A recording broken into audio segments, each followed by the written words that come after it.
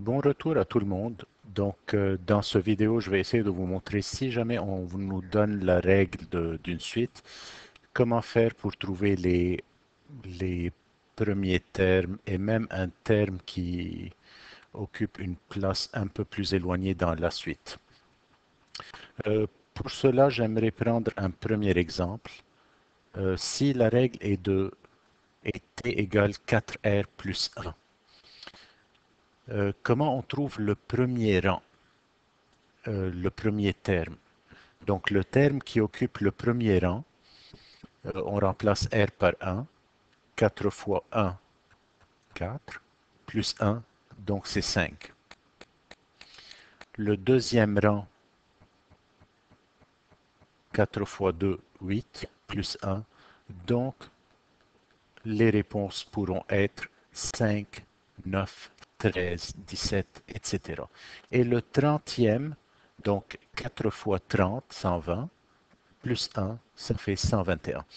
Maintenant, il y en a peut-être qui vont me dire, oui, mais on sait que le 1 qui est là, c'est le terme de rang fictif 0.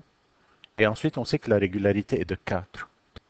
Donc, le terme de rang fictif 0, c'est 1. Alors, le premier sera 4 unités plus loin. 4 unités, 4 unités. Oui, c'est une bonne façon de faire ceci. Pratiquez-vous avec la règle numéro 2. Mettez sur pause, trouvez les 5 premiers termes et ensuite trouvez le 30e. Je vous donne les réponses dans quelques secondes. Bon, si vous êtes de retour, ici encore, on peut utiliser la technique. Le terme de rang fictif 0, c'est moins 8 et la régularité est de 6. Donc, après le moins 8 qui est fictif, on augmente de 6. On peut trouver les réponses ou bien en remplaçant R par 1, par 2, par 3 et en faisant le calcul. Moi, j'ai eu ces réponses-là. Vérifiez les vôtres. Le terme de rang 30, donc 6 fois 30, ça fait 180, moins 8, ça fait 172. Un peu de pratique supplémentaire. Dans celle-là, j'ai essayé de changer quelque chose. Vous pouvez voir que la régularité est négative.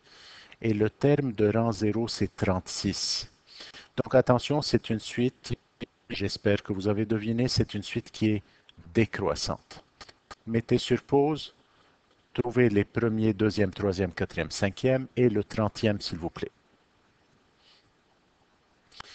De retour de la pause, voilà mes réponses.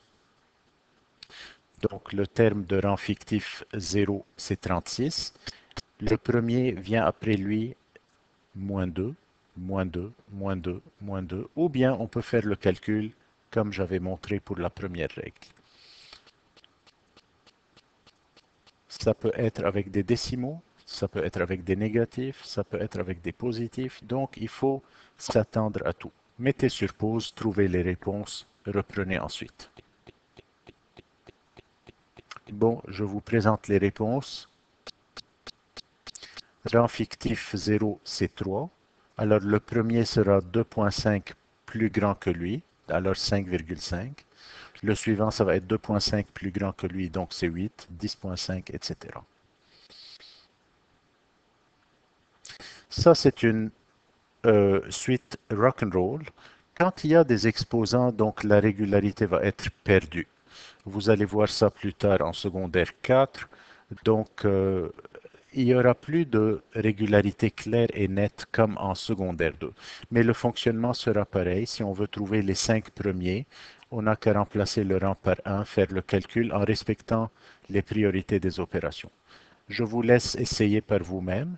Donc, rang numéro 1, rang numéro 2 jusqu'à 5 et le rang numéro 30, s'il vous plaît. Et je vous donne les réponses après la pause.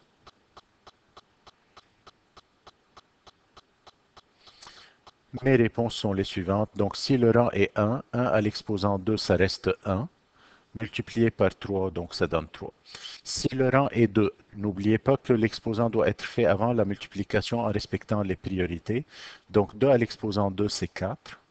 4 fois 3, c'est 12. Pour le 30e rang, 30 à l'exposant 2, mentalement, ça va donner 900. 900 multiplié par 3, ça donne 2700. Encore une autre rock'n'roll. Le rang à l'exposant 2, moins 6. Mettez sur pause, revenez là-dessus.